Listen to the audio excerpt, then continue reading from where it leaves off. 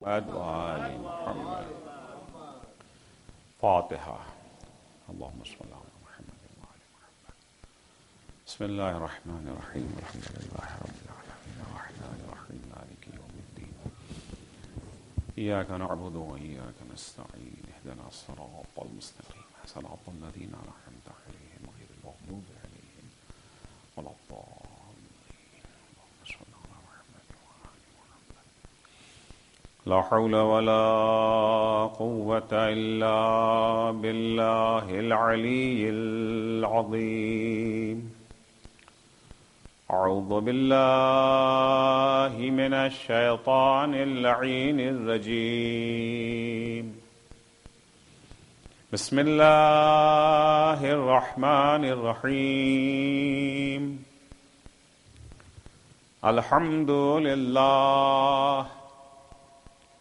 والصلاة والسلام على رسول الله وعلى آله آل الله لا سيما بقية الله ولعنة الله على أعدائهم أعداء الله من يومنا هذا إلى لقاء الله. أما بعد فقد قال الله فأقم وجهك للدين حنيفا فطرة الله التي فطر الناس عليها لا تبديل لخلق الله. صلوات پڑھیں گے محمد و آل محمد پر.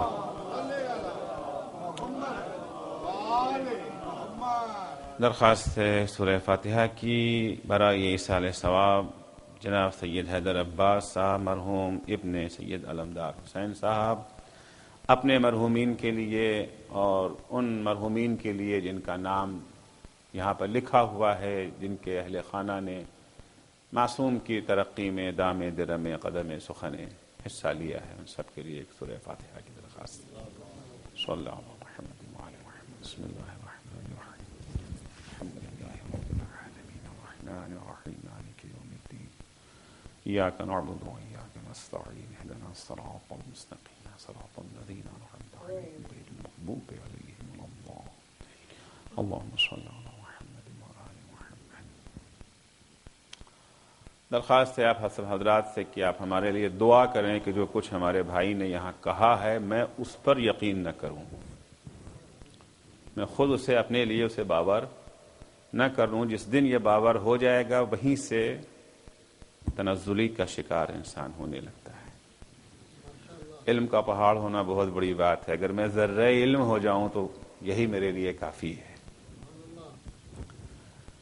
بہرحال یہ خدا کا کرم ہے کہ بہت ساری خوبیاں جو ہم میں پائی نہیں جاتی ہیں لوگ ہمیں اس سے جو ہے متصف کر دیتے ہیں. دعا کمیل کو جملہ ہے نا، کم من ثناء جمیل لست اہلا لہ نشرتا. لطف خدا ہے، بہت ساری خوبیاں جو انسان میں موجود نہیں ہوتی ہیں، خدایا تو نے وہ خوبیاں ہمارے سلسلے میں لوگوں کے ذہنوں میں ڈال دی.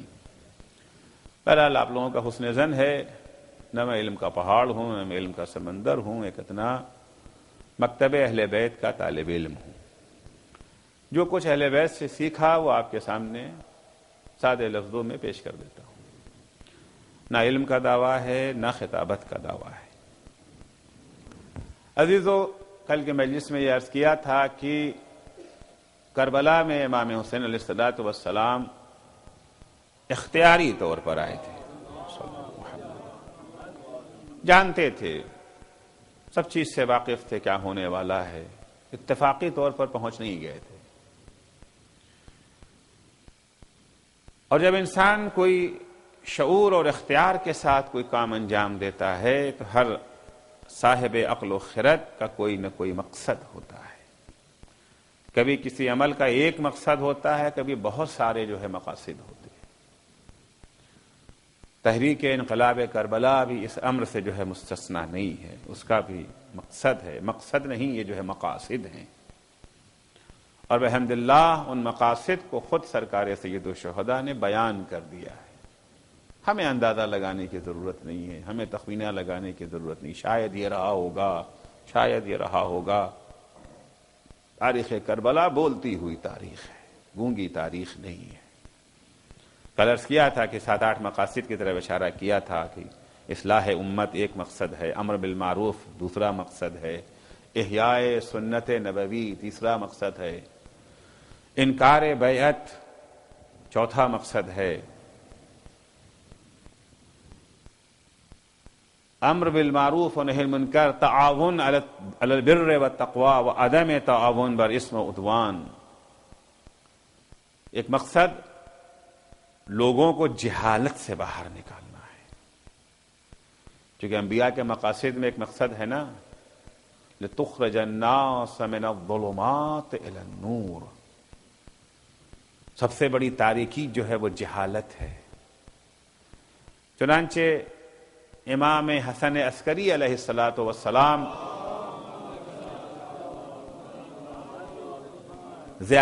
یہ جو ہے زیارت اربعین میں چہلم کے دن کے لیے سب سے اہم عمل جو چہلم کے دن کا ہے وہ زیارت اربعین کا پڑھنا ہے۔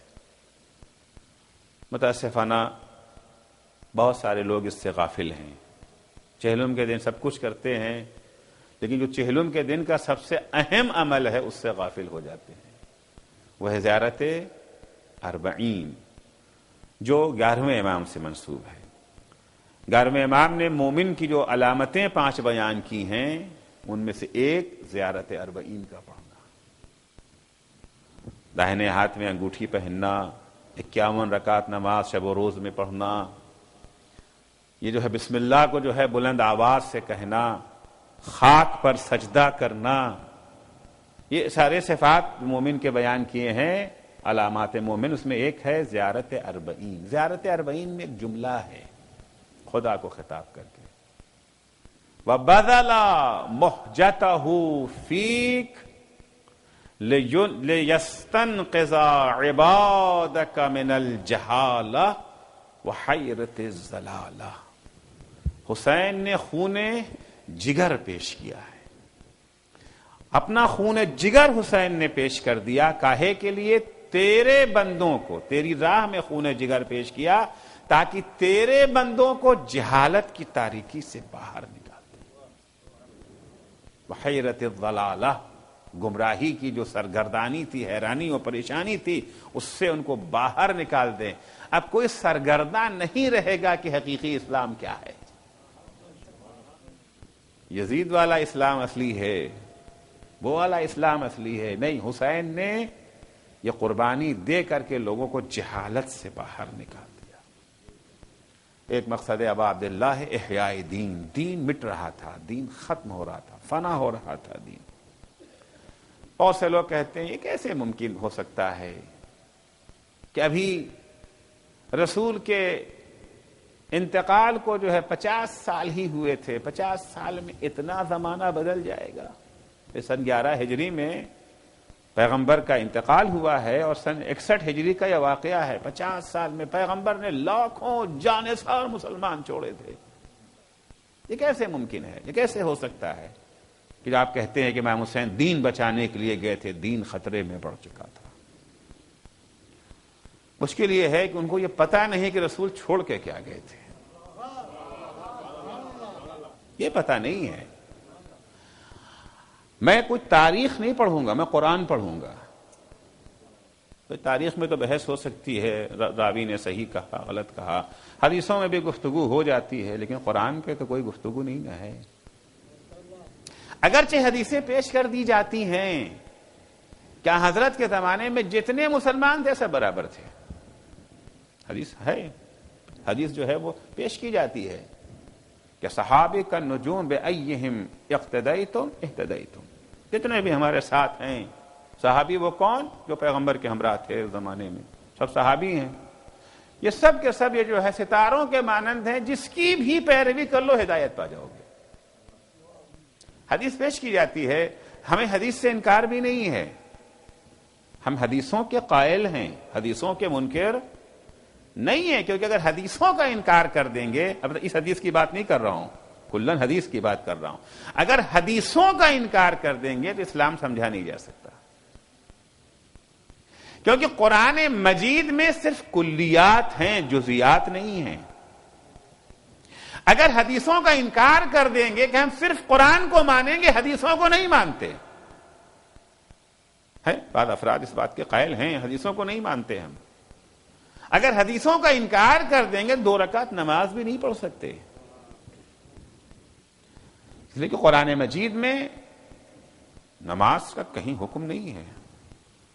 تعجب سے سن رہے میں کیا کہہ رہا ہوں، یہ جو نماز پڑھتے ہیں ہم، اس کا حکم نہیں ہے، کہا ہے کیوں نہیں؟ اقیموا الصلاۃ، اقیموا الصلاۃ، یا یہ جو ہے یقیمون الصلاۃ مختلف لفظوں میں ہے، مگر وہاں صلاۃ کا معنی نماز تو نہیں ہے۔ قائم کرو، کیا قائم کرو؟ نماز قائم کرو، یہ کہاں قرآن میں ہے؟ صلاۃ قائم کرو، صلاۃ کا معنی کیا ہے؟ لغت میں اٹھا کے دیکھیں گے، صلاۃ کا معنی ہے دعا، اقیم الصلاۃ، دعا قائم کرو۔ ابھی بھائی نے ہمارے جو ہے سسخانے کے بعد دعا کر دی، نماز قائم ہو گئی، میں مجلس کے بعد دعا کراتا ہوں، یہ جو ہے نماز قائم ہو گئی۔ اقیم الصلاۃ تو ہے، لیکن صلاۃ کی جو کیفیت ہے کہ نیت کرو، تکبیر کہو، حمد پڑھو، سورہ پڑھو، رکوع میں جاؤ، ذکر کہو، سجدے میں جاؤ، 2 سجدے کرو، مغرب کی 3 رکعت، عشاء کی 4 رکعت، ظہر کی 4 رکعت، عصر کی 4 رکعت، صبح کی 2 رکعت، کہاں ہے قرآن میں؟ کہیں ہے قرآن میں؟ نہ یہ ترتیب ہے، یہ چیزیں پڑھو، نہ ارکان نماز ہیں قرآن میں، نہ اجزائے نماز ہیں قرآن میں، نہ شرائط نماز ہیں قرآن میں۔ روزے کا حکم کہاں ہے قرآن میں؟ قرآن مجید نے اتنا تو کہہ دیا، یا ایھا الذین آمنوا کتب علیکم الصیام کما کتب علی الذین من قبلکم لعلکم تتقون، تم پر صیام واجب کیا گیا ہے۔ صیام کسے کہتے ہیں؟ عربی زبان میں صیام کا معنی ہے اپنے کو روکے رکھنا، کف النفس، کس چیز سے روکے رکھیں؟ جھگڑا کرنے سے روکیں، جاب کرنے سے روکیں، گھر جانے سے روکیں، یہ تو نہیں ہے۔ صبح سے شام تک وہ تمام چیزیں جس سے ہم روکتے ہیں اپنے کو، یہ تو قرآن میں نہیں لکھا ہوا ہے۔ بہت سے وقت کھانے پینے کا تذکرہ آ گیا، لیکن پوری ترتیب کے ساتھ قرآن مجید میں موجود نہیں ہے۔ حج کا تذکرہ کہاں ہے قرآن میں؟ اتنی اہم عبادت حج ہے کہ اگر کسی پر حج واجب ہو گیا حج نہ کر اور وہ حج نہ کرے، اس کی موت آ جائے تو کہا جاتا ہے موت ان شئتا یہودیا و ان شئتا نصرانیا۔ حج واجب اگر ہو گیا اور حج نہ کیا تو موت اسلام کی موت نہیں ہوگی، یا یہودیت کی موت ہے یا عیسائیت کی موت ہے۔ حج کہاں ہے قرآن میں؟ کہا ہے وہ آیت ہے نا، للہ علی الناس حج البیت من استطاع الیہ سبیلا، ہم نے کہا آیت تو میں نے بھی پڑھی ہے، مگر حج کا معنی کیا ہے؟ حج کا معنی کیا؟ عربی زبان میں حج کہتے ہیں گھر، حج کہتے ہیں ارادے کو۔ للہ علی الناس حج البیت، لوگوں پر فرض ہے کہ گھر کا ارادہ کریں۔ کس کے گھر کا؟ آفس سے اپنے گھر کا ارادہ کر لیا، مجلس سے نکلے اپنے گھر کا ارادہ کر کے نکلے، حج ہو گیا۔ کہ جتنی بھی عبادتیں ہیں اگر حدیثوں کا سہارا نہ ملے گا تو کچھ بھی قرآن سے ثابت نہیں کر سکتے، لہذا حدیثوں کے محتاج تو ہم ہیں، بغیر حدیثوں کے نماز ثابت نہ ہوگی۔ اقیم الصلاۃ قرآن میں آیا، صلاۃ کو قائم کرو، صلاۃ کیسے قائم کرے؟ پیغمبر نے کہا صلو کما رأیتمونی، جیسے میں صلاۃ قائم کر رہا ہوں ویسے قائم کرو۔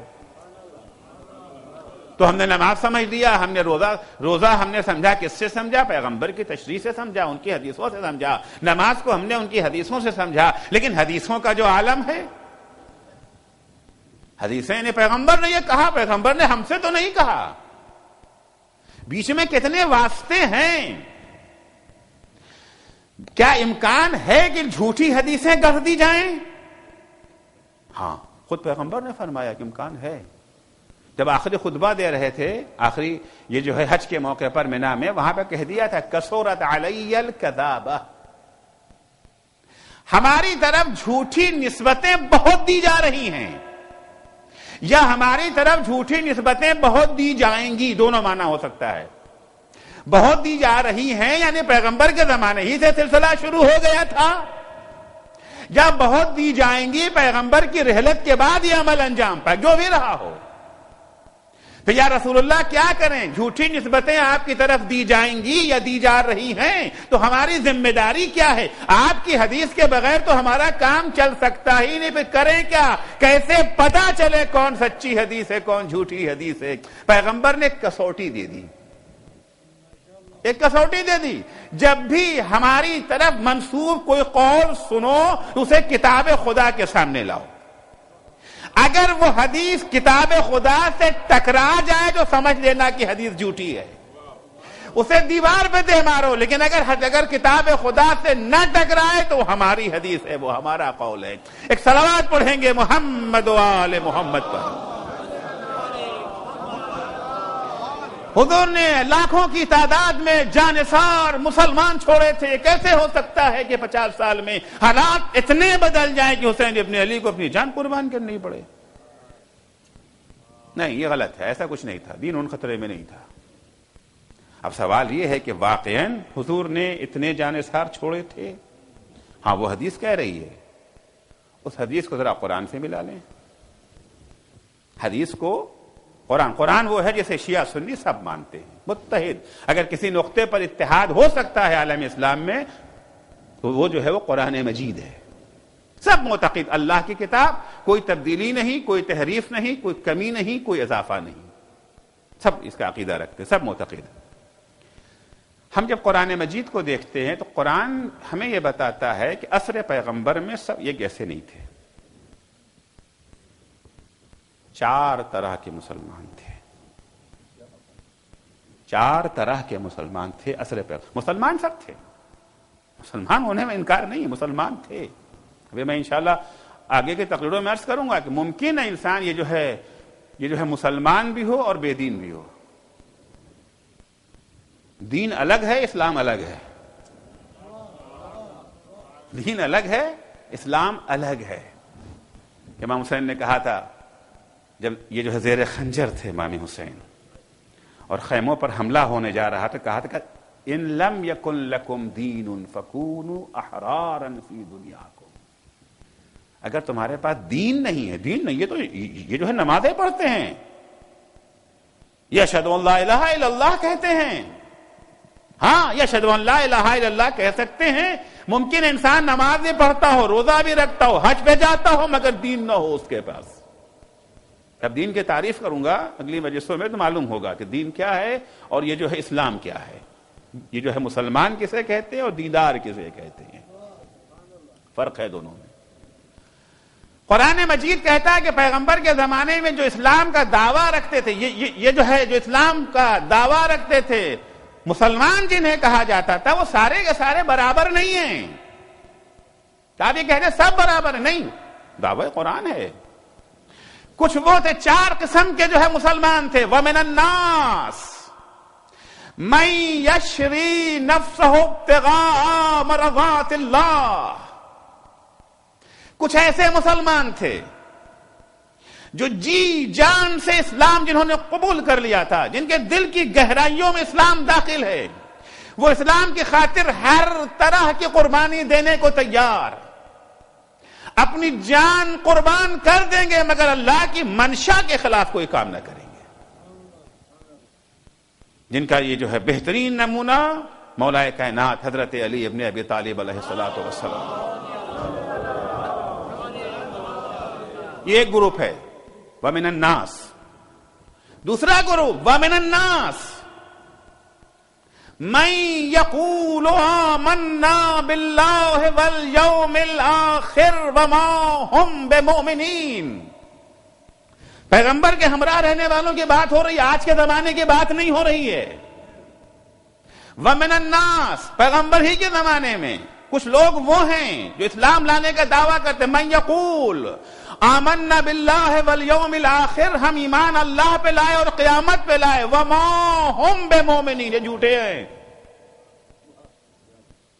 یہ ایمان نہیں لائے ہیں، جھوٹ بول رہے ہیں۔ یہ کون لوگ جھوٹ بول رہے ہیں؟ جو پیغمبر کے ہمراہ ہیں، پیغمبر کے زمانے کی بات ہو رہی ہے، آج کی بات نہیں ہو رہی ہے کہ یہ جو ہے شکاگو میں رہنے والے کچھ لوگ ایسے ہیں جو دعویٰ کرتے ہیں، اگرچہ آج بھی ہیں، یہ سارے چاروں گروہ آج بھی ہیں، لیکن گفتگو عصر پیغمبر کی ہو رہی ہے۔ وَمِنَ النَّاسِ مَن يَقُولُ آمَنَّا بِاللَّهِ وَالْيَوْمِ الْآخِرِ وَمَا هُمْ بِمُؤْمِنِينَ۔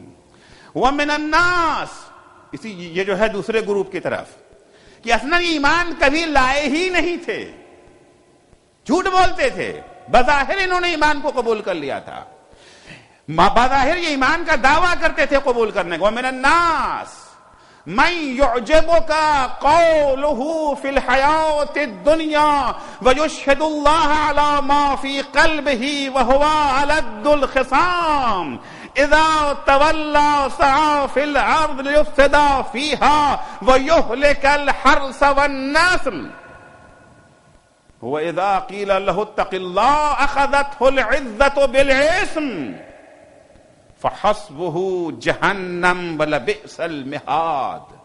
یہ آیت اور واضح کلیئر ہے، یہ پیغمبری کے زمانے کی بات ہے۔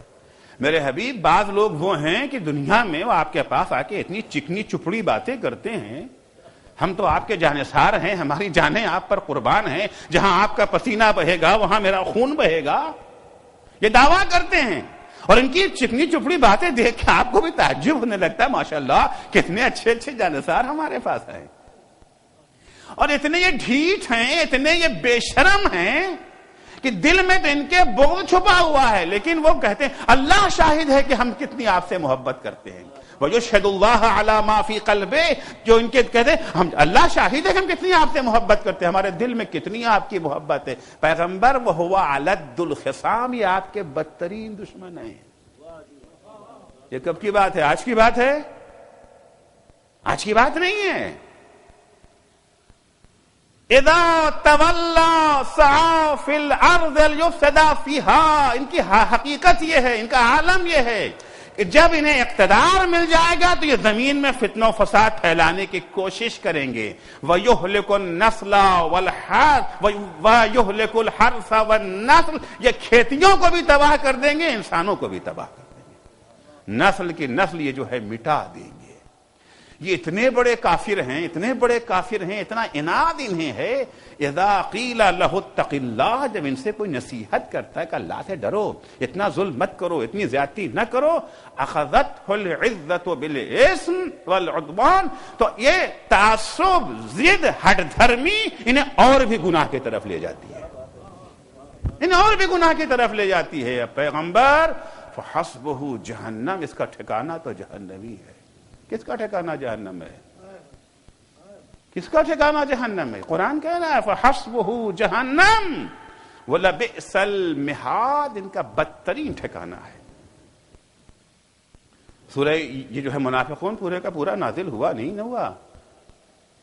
وَإِذَا جَاءَكَ الْمُنَافِقُونَ قَالُوا نَشْهَدُ إِنَّكَ لَرَسُولُ اللَّهِ وَاللَّهُ يَعْلَمُ إِنَّكَ لَرَسُولُهُ وَاللَّهُ يَشْهَدُ إِنَّ الْمُنَافِقِينَ لَكَاذِبُونَ۔ یہ کہاں تھے لوگ؟ وہیں پہ تو تھے نا، ٹیلی فون کر کے پیغمبر سے نہیں کہتے تھے ہم گواہی دیتے ہیں کہ آپ اللہ کے رسول۔ اذا جاءک، جب آپ کے پاس آتے ہیں، اذا جاءک، جب آپ کے پاس آتے ہیں منافقون اور آ کے کہتے ہیں کہ ہم گواہی دیتے ہیں کہ آپ اللہ کے رسول، اللہ بھی جانتا ہے کہ آپ اس کے رسول ہیں، بات تو سچی ہے مگر یہ نہیں مانتے۔ واللہ یشہد ان المنافقین لکاذبون، اللہ گواہی دیتا ہے کہ منافقین جھوٹ بولتے ہیں۔ تو دو طرح کے مسلمان ہوئے ابھی تک، ایک وہ گروہ جو دل سے مسلمان، پکے مسلمان، سچے مسلمان، جانثار رسول، واقعاً جہاں پسینہ بہنے کا امکان ہے رسول کے وہاں اپنا خون بہانے کو تیار ہے۔ رسول کی جان بچ جائے ہمارا کیا ہوگا؟ مولا نے پوچھا تھا اس کے بارے میں، رسول کی جان بچ جائے، حقیقی جانثار، سچے جانثار۔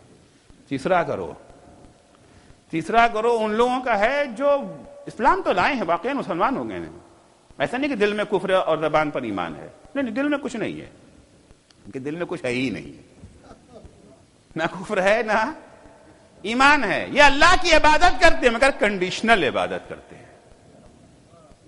اللہ کی عبادت یہ کرتے ہیں، کنڈیشنل عبادت کرتے ہیں۔ وَمِنَ النَّاسِ مَن يَعْبُدُ اللَّهَ عَلَى حَرْفٍ، کچھ لوگ وہ ہیں جو اللہ کی عبادت کرنے کے زمانے کے، اسی زمانے کی بات ہو رہی ہے. آپ کی ارد گرد جو پیغمبر ہیں آپ کے اطراف میں، ان میں سے کچھ وہ ہیں یعبد اللہ علی حرف ان اصابہ خیر اطمأن بہ. لا الہ الا اللہ محمد رسول اللہ کہا، کہنے کے بعد فصل بڑی اچھی ہوئی. اس سال فصل اچھی ہوئی، ان کی اونٹنیوں نے خوب بچے دیے، بھیڑ بکریوں میں خوب اضافہ ہو گیا. واہ واہ، کیا اسلام ہے، کیا دین ہے، کیا دین ہے. ہوتے ہیں نا آج بھی ہمارے یہاں بہت سے لوگ، مجلس میں تبرک بانٹا تھا، کاروبار میں فائدہ ہو گیا، بھائی اگلے سال ضرور بانٹیں گے. خمس نکالا تھا، نہیں بھائی خمس بڑی اچھی چیز ہے، کاروبار میں فائدہ بہت ہوتا ہے. حکم خدا کی بات نہیں ہے کہ خدا کا حکم ہے خمس دو. ان اصابہ خیر اطمأن بہ وَإِنْ أَصَابَتْهُ فِتْنَةٌ انقلبا عَلَى وَجْهِهِ. لیکن اگر کہیں اسلام لانے کے بعد، دین لانے کے بعد، عبادتیں کرنے کے بعد بجائے نعمت ملنے کے زحمت کا شکار ہو گیا، کیونکہ دار جزا تو دنیا نہیں نہ ہے، جزا تو وہاں ملنی ہے، یہاں نہیں ملنی ہے.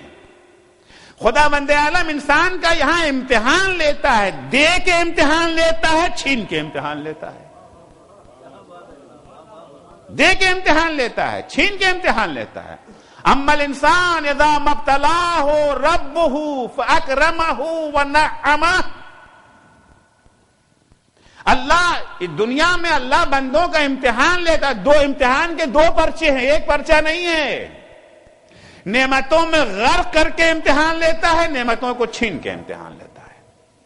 اما الانسان اذا ما ابتلاه ربه فاکرمه ونعمه فیقول ربی اکرمن. اللہ جب امتحان لیتا ہے، دولت دے دیا، ابھی کالج میں پڑھ ہی رہا تھا کہ کیمپسی میں جاب آ گئی.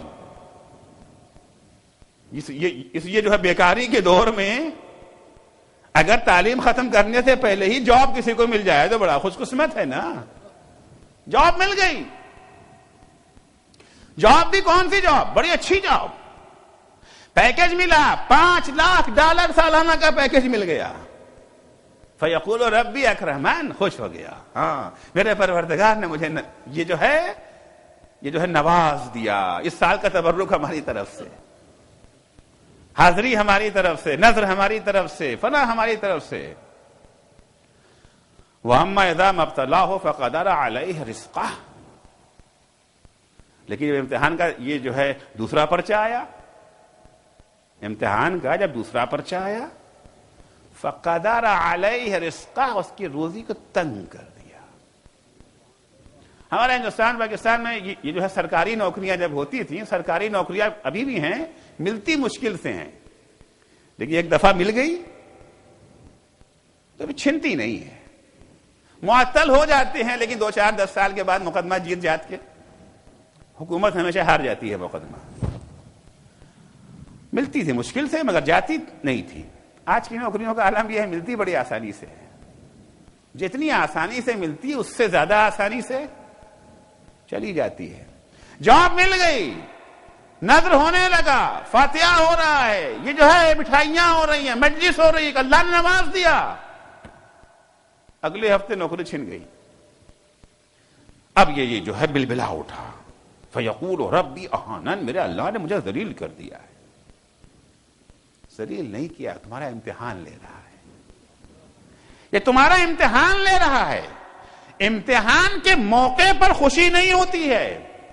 بچہ جو امتحان دینے جا رہا ہے، اس کا پیپر جو آیا ہے، بہترین پرنٹنگ آرٹ پیپر پر آئے ہیں لکھے ہوئے یہ جو ہے سوالات، یا معمولی کاغذ پہ سوال آیا ہے، اسے اس کی پرواہ نہیں ہوتی ہے. خوشی تب ہوتی ہے جب امتحان میں پاس ہو جائے.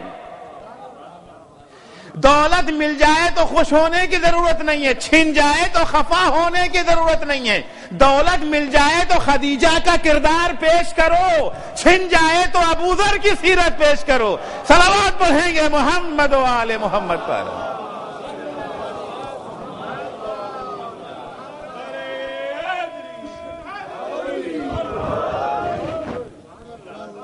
اگر مل جانے پر خدیجہ کا کردار پیش کیا، پاس. چھن جانے پر ابوذر کا کردار پیش کیا تو پاس. اب خوشی مناؤ. تو انسان دولت میں بھی خوش ہو سکتا ہے اور غربت میں بھی خوش ہو سکتا ہے. شب عاشور ایک جملہ ہے سرکار سید الشہداء امام حسین علیہ الصلوۃ والسلام کا.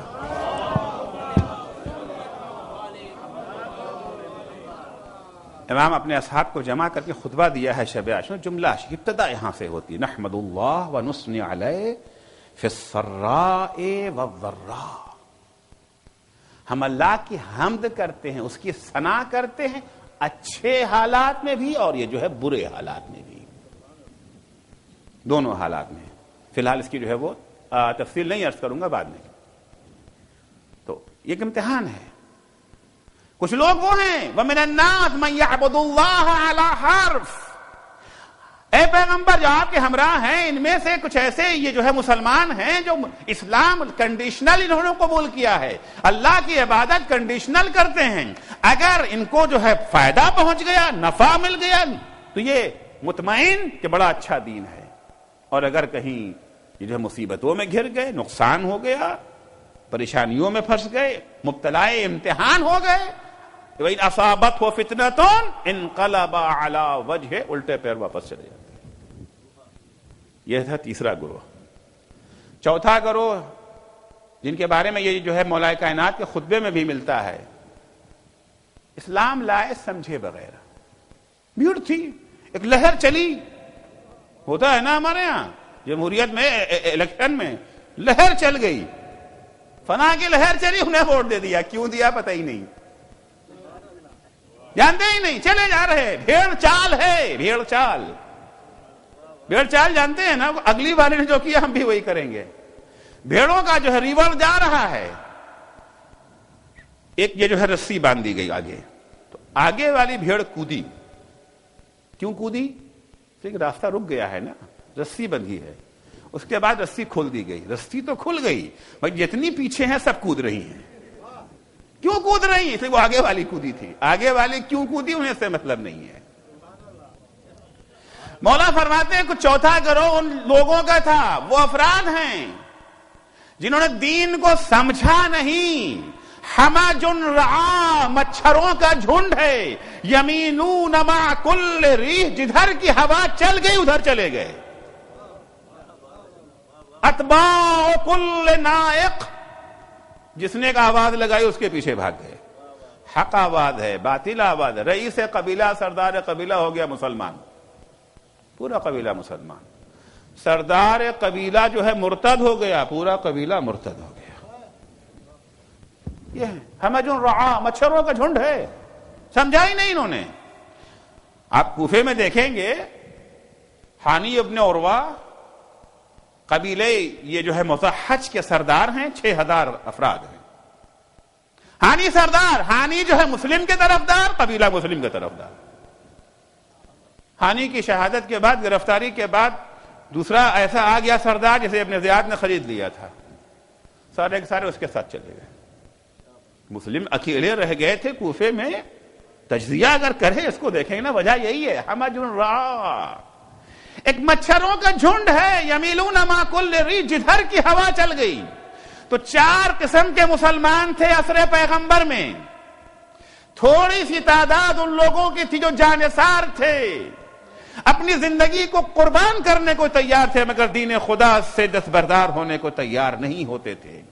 ایک تھوڑی سی تعداد ان لوگوں کی تھی جو واقعاً اسلام لائے نہیں تھے, زبان پہ لا الہ الا اللہ تھا, مگر دل میں جو ہے لات و عزا و منات کی محبت چھپی ہوئی تھی. مصلحتاً یہ ہمراہ ہو گئے تھے. اور بڑی تعداد تیسرے اور چوتھے گروپ کی تھی. یہ جو ہے بڑی تعداد میں یہ تھے, جھنڈ کے جھنڈ جو آتے تھے نا. اذا جاء نصر اللہ والفتح ورأیت الناس یدخلون فی دین اللہ افواجا, فتح مکہ کے بعد جوق در جوق, گروہ در گروہ آ رہے تھے اسلام میں داخل ہو. یہ سمجھ کے نہیں آئے تھے. اب دیکھا نا ان کا بول والا ہے, چلو انہی کے ساتھ ہو لیتے ہیں. پہلا گروہ جانثاروں کا گروہ. دوسرا گروہ ان لوگوں کا تھا جو اسلام کو قبول نہیں کرتے تھے, ایمان کو انہوں نے کبھی مانا نہیں تھا, کبھی قبول نہیں کیا تھا دل سے. پہلے تو پوری کوشش کی تھی اسلام کو ختم کرنے کی, مٹا دینے کی اسلام کو. طرح طرح کی کوششیں کی اسلام کو ختم کرنے کی. جب حضور اکرم صلی اللہ علیہ وآلہ وسلم نے اسلام کو پیش کیا ہے تو کوشش ہوئی ختم کریں. مختلف حربے استعمال کیے, الزامات لگائے. 3 الزام لگایا ہے کفار قریش نے پیغمبر پر. 3 الزام, قرآن میں بھی اس کا تذکرہ موجود ہے. ایک الزام اور تینوں الزام بہت سوچ سمجھ کے لگایا ہے. ایک الزام یہ پاگل ہے, مجنون ہے نا. دوسرا الزام یہ شاعر ہیں. آپ کہیں شاعری بھی کوئی الزام ہے؟ ہاں الزام ہے, ابھی عرض کروں گا شاعری کیا چیز ہے. پہلا الزام یہ پاگل ہیں, دوسرا الزام یہ شاعر ہیں, تیسرا الزام یہ جادوگر ہے, ساحر ہے. 3 الزام ہے, جادوگر ہونے کا, شاعر ہونے کا اور الیاذ باللہ پاگل ہونے کا. شاعر الزام, شاعر کسے کہتے ہیں؟ کوئی اچھا شعر کہتا ہے تو کہتے ہیں کیا خیال ہے, سبحان اللہ. یعنی شاعری خیال ہے, حقیقت نہیں ہے. واہ واہ کرنے کے قابل تو ہے, پیروی کرنے کے لائق نہیں ہے. یہی ہوتا ہے نا. البتہ یہ جو ہے مدح اہل بیت اس سے جو ہے استثناء ہے اس کا. اسی لیے حالت یہ جو ہے صوم میں, روزے کی حالت میں شعر پڑھنا مکروہ ہے, شب میں شعر پڑھنا مکروہ. خواب و خیال کی باتیں ہیں, خیالات ہیں. لیکن مدح اہل بیت کو اس سے الگ کر دیا, کیونکہ مدح اہل بیت میں حقیقت بیان کی جاتی ہے. مدح اہل بیت وہی شعر ہے جس میں حقیقت بیان ہو, اس لیے اس کا استثناء کر دیا گیا. تو شاعری یعنی خواب و خیال کی کوئی حقیقت نہیں ہے. یہ کہہ رہے جنت ہے, جہنم ہے, اللہ ایک ہے, 360 نہیں ہے. یہ شاعر ہیں. کبھی بھی شاعروں کی بات کو سنجیدگی سے نہیں لیا جاتا. معاشرے کے 3 ہی طبقے تو ہیں, یا بچوں کا طبقہ ہے, یا خواتین کا طبقہ ہے, یا سنجیدہ یہ جو ہے بڑے بوڑھوں کا طبقہ ہے. ان تینوں طبقوں کو پیغمبر سے دور کرنا ہے. بڑے بوڑھوں کو دور کریں گے شاعر کہہ کے, یہ شاعر ہے, ان کی بات توجہ کے قابل نہیں ہے. خواتین کو دور کر دیں گے جادوگر کہہ کے. جادو ٹونا ٹٹکا یہ وہ چیز ہے جس سے کوئی ڈرے یا نہ ڈرے. خواتین آج بھی, آج تعلیم یافتہ دور میں بھی, تعلیم یافتہ دور میں بھی تعویذ جتنا خواتین مانگتی ہیں اتنے مرد نہیں مانگتے. آج کے زمانے میں بھی یہ جو بڑے بڑے اشتہارات یہاں کے اخبارات میں چھپتے ہیں, فلاں بابا, فلاں عامل, فلاں, یہ ان کے زیادہ تر یہ جو ہے خریدار خواتین کے طبقے میں ہوتے ہیں. ان کے ہاں انہیں آج جب ترقی علم کے باوجود یہ حال ہے, اس زمانے میں تاریک اور جہالت کا دور ہے, تاریکی کا دور. خواتین کو دور کرنے کے لیے سہارا لیے جادوگر ہیں, یعنی ان کے قریب جانا نہیں, انہیں دور رہنا ہے. اور بچوں کو دور کرنے کے لیے انہیں پاگل کہہ دیا گیا. کسی بھی جگہ پر, یہاں تو خیر پاگل آپ کو جو ہے وہ گلیوں میں گھومتے ہوئے شاید نظر نہ آئے, ہم لوگوں کے نظر آ جاتے ہیں. آگے آگے پاگل, پیچھے پیچھے بچے, اور ہاتھ میں ان کے پتھر. 3 طبقے کو پیغمبر سے دور کرنا, 3 الزام لگایا گیا. لیکن مکروا ومکر اللہ واللہ خیر الماکرین.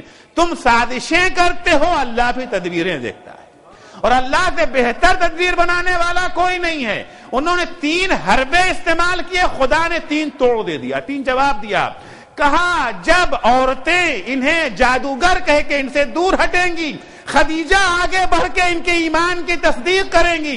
جب بڑے بوڑھے شاعر کہہ کے ان سے دوری اختیار کریں گے, ابو طالب آگے بڑھ کر کے ان کی حمایت کریں گے. اور جب بچے انہیں پاگل کہہ کے پتھروں سے مارنا چاہیں گے, علی جیسا بچہ آگے بڑھ کر کے ان کے ایمان کی گواہی دے گا. ایک صلوات پڑھیں گے محمد و آل محمد پر.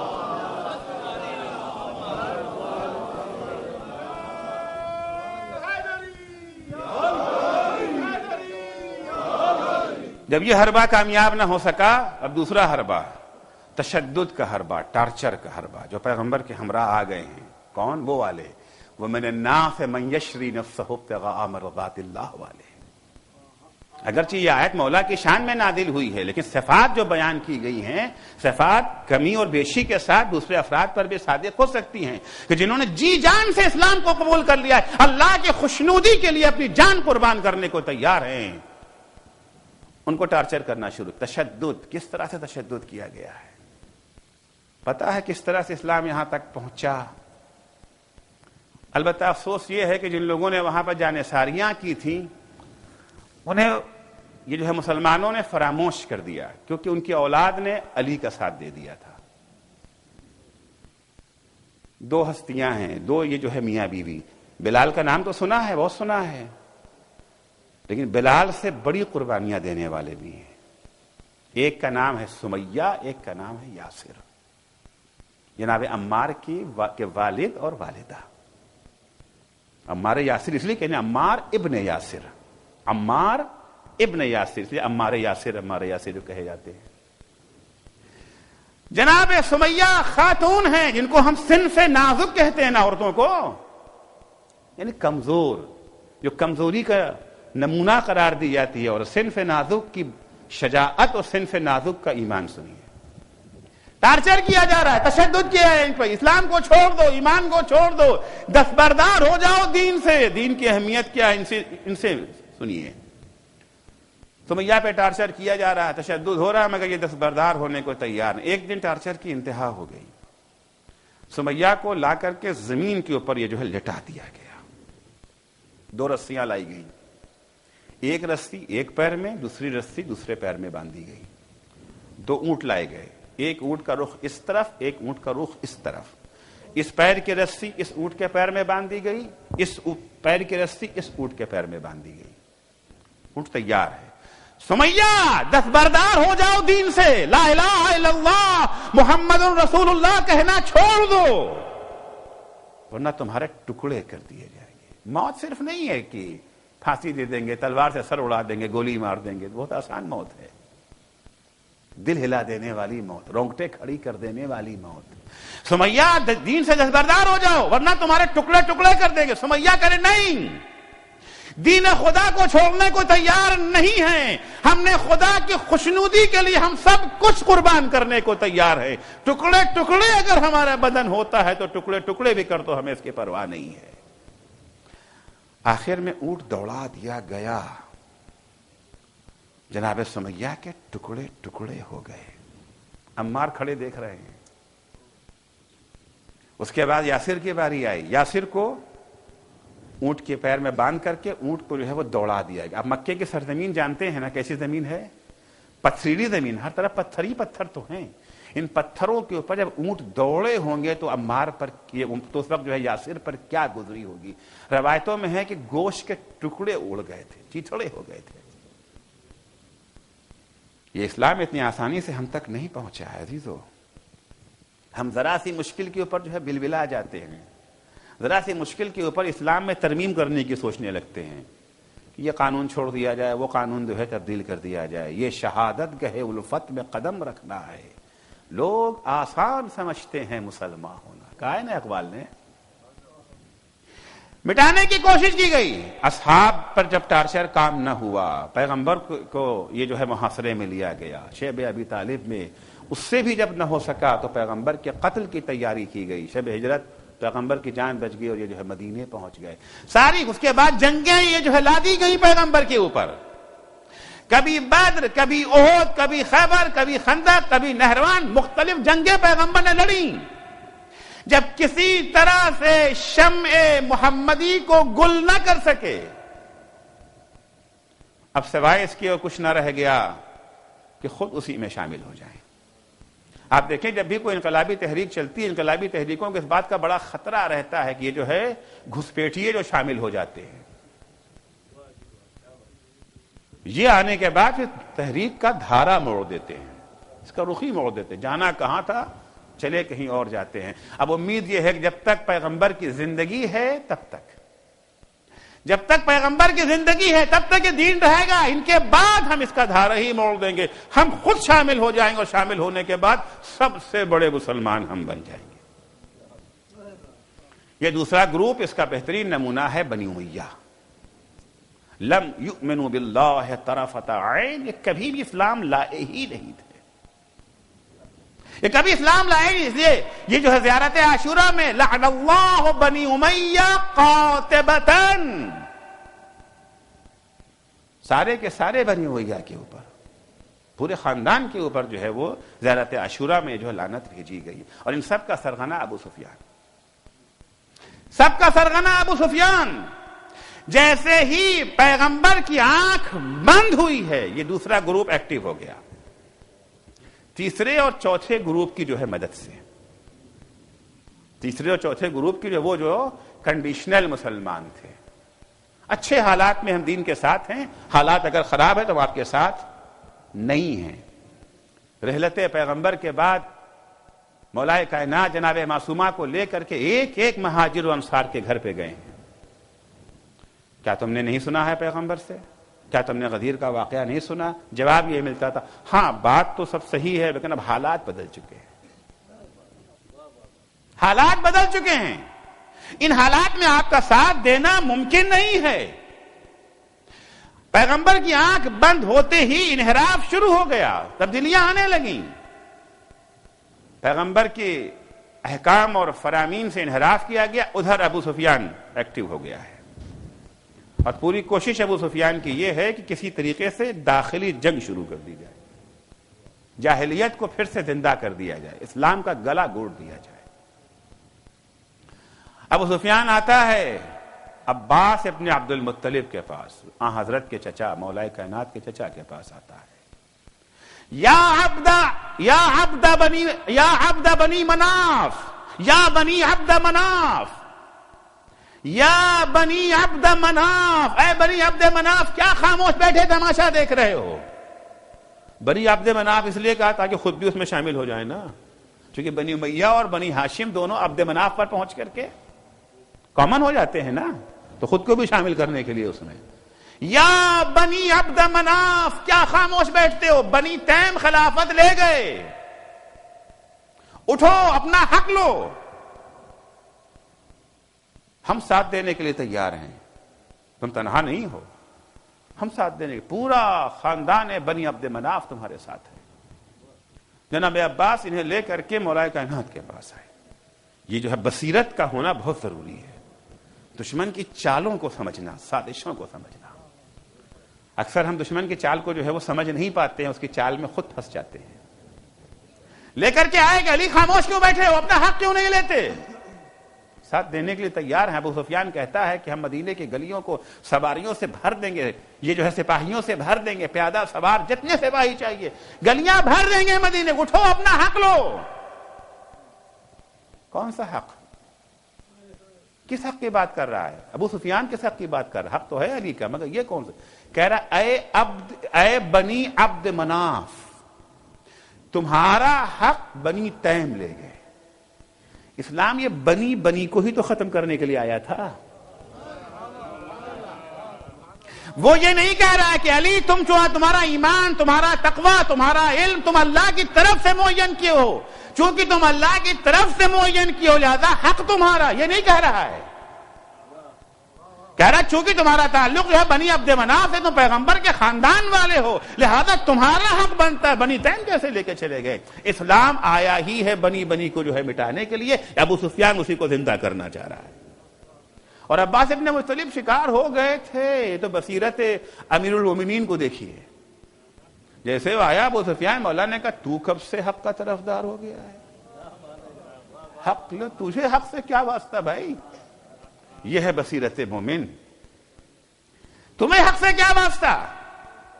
ابو سفیان نعرہ لگا رہا تھا, انی اراء لحجاجۃ لا یطفئها الا الدم, میں ایک ایسے طوفان کو دیکھ رہا ہوں, اس طوفان کا مقابلہ صرف خون کے ذریعے کیا جا سکتا ہے.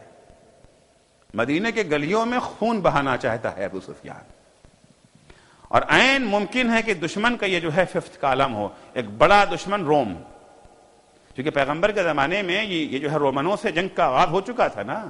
جنگ موتا میں جناب جعفر کی یہ جو ہے شہادت ہو چکی تھی نا, جنگ کا آغاز ہو چکا تھا. تبوک اور موتا 2 جنگیں لڑی جا چکی تھیں. وہاں بارڈر کے اوپر جو ہے روم کی فوج لگی ہوئی ہے. یہاں ابو سفیان رومیوں کی طرف سے ففتھ کالم کے طور کے اوپر کوشش کر رہا ہے مسلمانوں کو اندر سے لڑا دیا جائے, بھڑا دیا جائے ان کو. نتیجہ یہ ہوگا کہ مسلمان کمزور ہو جائے گا اور روم والے مدینے تک آ کر کے قبضہ کر لیں گے اس کے اوپر, اسلام کا خاتمہ ہو جائے گا. بصیرت علوی دیکھیے, وہ دین کو ختم کرنا چاہ رہا ہے، بٹھانا چاہ رہا ہے۔ بصیرت علوی وہ کہہ رہا ہے کہ خون کا نعرہ لگا رہا ہے۔ مولا فرماتے ہیں ایھا الناس شقوا امواج الفتن بسفن النجات، اے لوگو طوفان تو آ رہا ہے، مگر اس طوفان کو خون سے ہم اس کا مقابلہ نہیں کریں گے، بلکہ ہدایت کی کشتیوں پر بیٹھ کر کے اس کا مقابلہ کریں گے۔ ارجو عن المنافرہ وضعوا تیجان المفاخرہ، یہ جو کہہ رہا بنی فلاں بنی فلاں، بنی فلاں کو بنی فلاں پر برتری حاصل ہے، یہ تمام افتخارات کے تاج کو اتار پھینکو اور ہدایت کے راستوں پر آ جاؤ۔ پورا مشن چل رہا ہے اس کا۔ بنی امیہ پوری طرح ایکٹیو ہیں، پوری طرح بنی امیہ ایکٹیو ہیں، کسی صورت سے دین کو یہ جو ہے مٹا دیا جائے، اور وہ گروہ جو ہے من الناس من یشری والا، اس کی پوری کوشش ہے کہ دین کو مٹنے نہ دیا جائے۔ یہاں تک کہ اب تیسری خلافت کا دور آیا ہے۔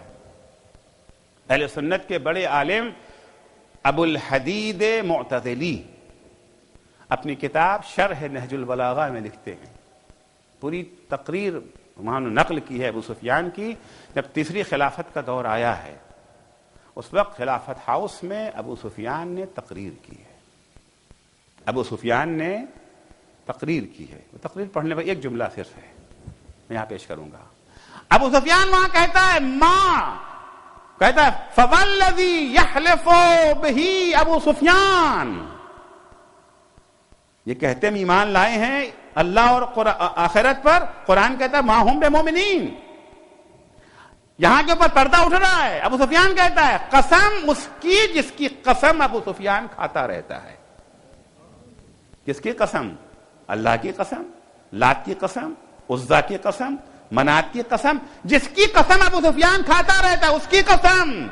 ما من حساب ولا کتاب ولا بحث ولا جنت ولا نار، قسم اس کی جس کی قسم ابو سفیان کھاتا ہے، نہ کوئی حساب ہے، نہ کوئی کتاب ہے، نہ کوئی قیامت ہے، نہ کوئی جنت ہے، نہ کوئی جہنم ہے، کچھ نہیں ہے۔ سارا مسئلہ حکومت کا ہے، سارا مسئلہ اقتدار کا ہے، بڑی مشکلوں سے حکومت ہم تک پہنچی ہے۔ تلقفوها تلقف الکرہ، جس طرح سے گیند کو مضبوطی سے کیچ کیا جاتا ہے نا، ویسے ہی خلافت کو مضبوطی سے پکڑ لو۔ یہ سلسلہ چل رہا ہے، ہوتے ہوتے معاویہ کا دور آتا ہے، مولا کائنات کی شہادت ہو گئی، امام حسن کی شہادت ہو گئی۔ امام حسن کی شہادت کے بعد ایک معاویہ کا بڑا گہرا دوست آتا ہے معاویہ کے پاس، اور آنے کے بعد کہتا ہے کہ بھائی تم جو کچھ چاہتے تھے تمہیں مل گیا، حکومت مل گئی، پورے عالم اسلام پر تمہاری حکومت قائم ہو گئی۔ امام حسن کی شہادت کے بعد پورا تمہارا اقتدار مضبوط ہو گیا، اب تو علی اور آل علی پر ظلم کرنا بند کر دو۔ اب یہ علی پر یہ جو ہے ممبروں سے لعن کیا جاتا ہے، یہ سلسلہ اب تو بند کر دو۔ معاویہ کہتا ہے تم نہیں سمجھے، ہمارا مقصد صرف حکومت پہ قبضہ کرنا نہیں ہے، ہمیں اس وقت تک چین نہیں آئے گا جب تک مسجدوں سے اشہد ان محمد رسول اللہ کی آواز بلند ہوتی رہے گی، ہمیں اس وقت چین آئے گا جب یہ نام مسجدوں سے مٹ جائے گا، کوئی محمد کا نام لیوا نہ بچے گا، اس وقت ہمیں چین آئے گا۔ یہ سلسلہ معاویہ کے زمانے سے چلتا چلتا چلتا یزید کے زمانے تک پہنچا، اور اب وہ دور ہے کہ جہاں مکمل طور سے ابھی تک تو اسلام کی نقاب چہرے پہ ڈالی گئی ہے، اب تو وہ زمانہ آ گیا ہے کہ اب نقاب ڈالنے کی ضرورت بھی محسوس نہیں ہو رہی ہے۔ یزید کھلم کھلا کہہ رہا ہے لعبت بنو ہاشم بالملک فلا جاء خبر ولا وحی نزل، جس بات کو ابو سفیان نے چھپ کے کہا تھا اب یزید کھلم کھلا کہنے لگا ہے، یعنی اسلام کے تابوت میں آخری کیل ٹھوکنے کی تیاری ہو چکی ہے۔ ایسے موقع پر حسین ابن علی کہتے ہیں ان کان دین محمد لم یستقم اللہ بقتل فیا سیوف خذینی، دین اتنے خطرے میں پڑ چکا ہے، دین نابود ہونے جا رہا ہے، میں اپنی جان قربان کر دوں گا مگر دین کو مٹنے نہ دوں گا، دین کو مٹنے نہ دوں گا۔ حفاظت دین کا پہلا قدم مدینے سے باہر نکلے، اس کے بعد دوسرا قدم مسلم کو کوفہ بھیجا،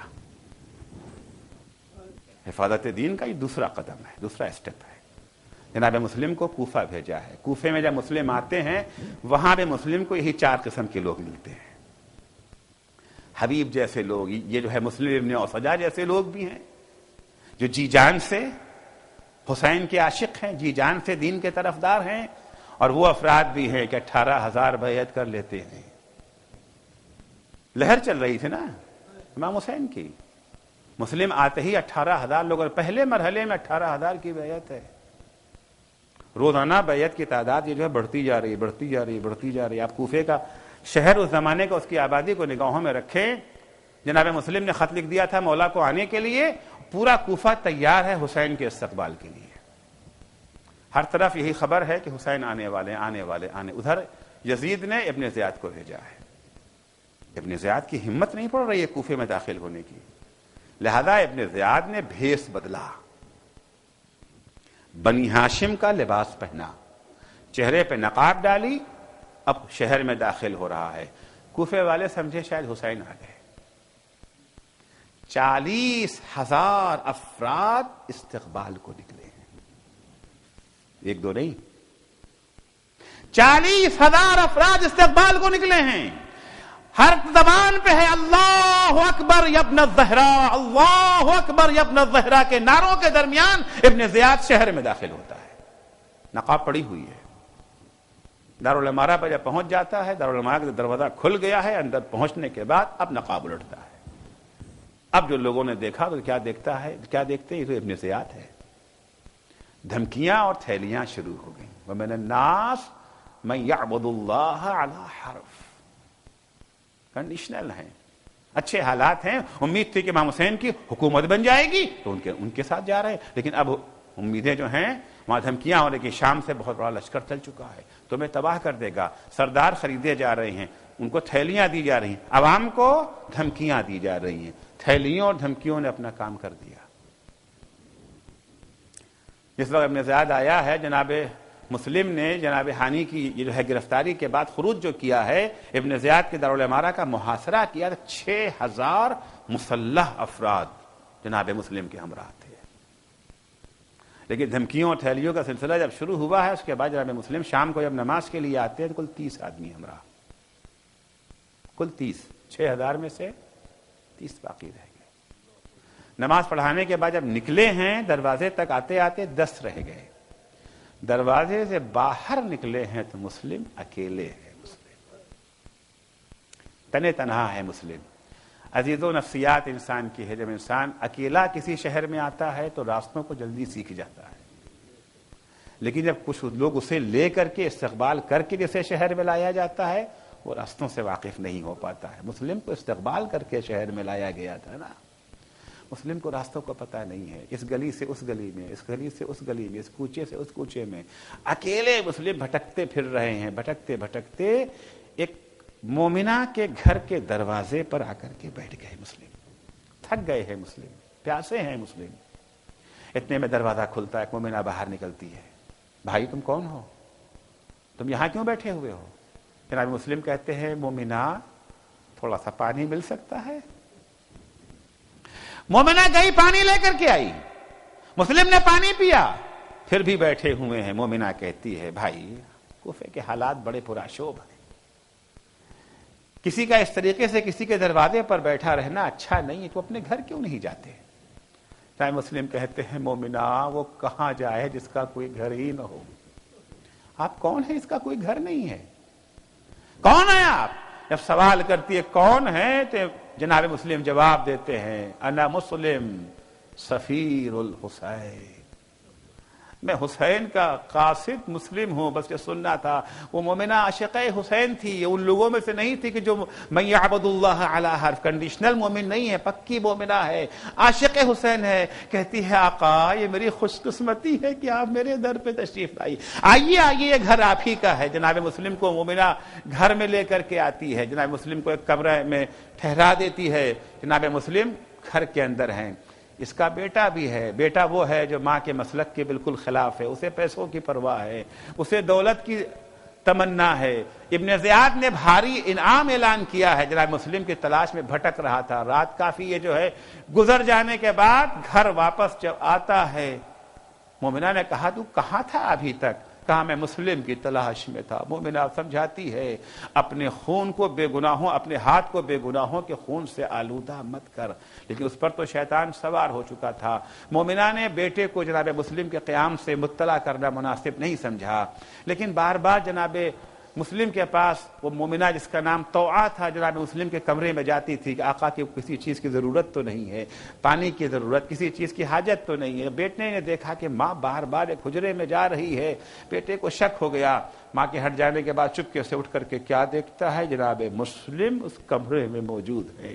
جا کر کے ابن زیاد کو خبر کر دیتا ہے۔ ادھر جناب مسلم مصروف عبادت ہے، تھوڑی دیر کے لیے آنکھ لگ گئی ہے، خواب میں مولا کائنات کو دیکھتے ہیں۔ مولا کہتے یا مسلم العجل الوحا العجل الوحا۔ جناب مسلم کو یقین ہو جاتا ہے آج یہ ہماری آخری شب ہے۔ مسلم دوبارہ عبادت میں مصروف ہو جاتے ہیں۔ ابھی جناب مسلم مصروف عبادت ہی تھے کہ باہر گلیوں سے گھوڑے کے ہنہنانے کی آواز آنے لگی۔ مسلم سمجھ گئے کہ ابن زیاد کے سپاہی یہاں تک پہنچ گئے ہیں۔ تلوار اٹھائی، گھر سے باہر نکلنا چاہتے ہیں تو وہ آگے بڑھی، مولا باہر گلیاں جو ہے سپاہیوں سے بھری ہوئی ہیں، آپ کے لیے خطرہ ہے، آپ اسی گھر میں رہیے۔ جناب مسلم کہتے نہیں تو میں نہیں چاہتا میری وجہ سے تیرے گھر کی بے حرمتی ہو، تیرے گھر میں اشقیاء درانہ گھس آئے۔ ہائے مسلم تمہیں ایک مومنہ کے گھر کا اتنا خیال۔ ارے جس وقت اشقیاء خیمے میں گھسے ہیں، کوئی زینب کے سر سے چادر چھین رہا تھا، کوئی سکینہ کو تماچے لگا رہا تھا، اس وقت تم پر کیا گزری ہوگی؟